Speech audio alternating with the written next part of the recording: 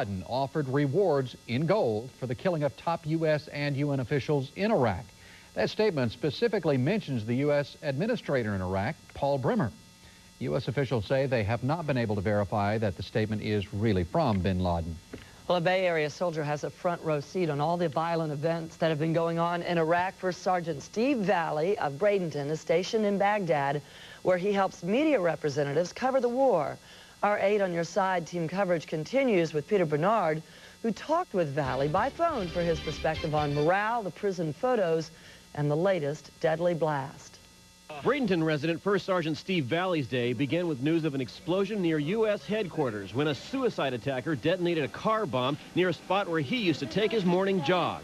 A U.S. soldier died along with 5 Iraqi civilians. Valley says the insurgents are using new tactics. They're taking their cues from Palestine, and now they're going with suicide bombs, mortar rocket attacks, you name it. They're pulling out all their weapons. Valley spent 5 hours touring the prison where U.S. soldiers are accused of abusing Iraqi detainees. He's confident the military will deal with the situation with appropriate action.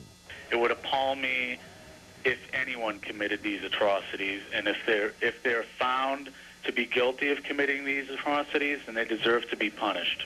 Valley says a number of myths about routine life in the prison are circulating about treatment of Iraqi detainees. He says myths include detainees forced to go without clothing or without food and being denied prayer areas and showers.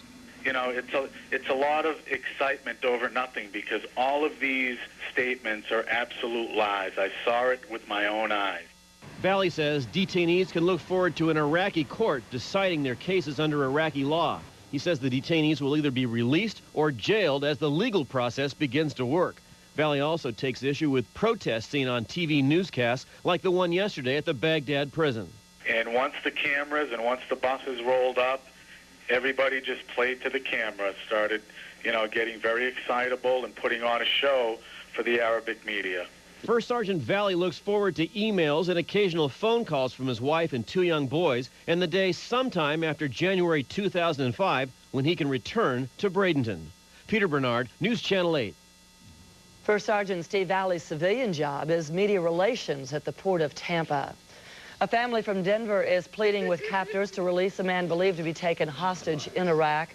Dubai-based Al Abakar Television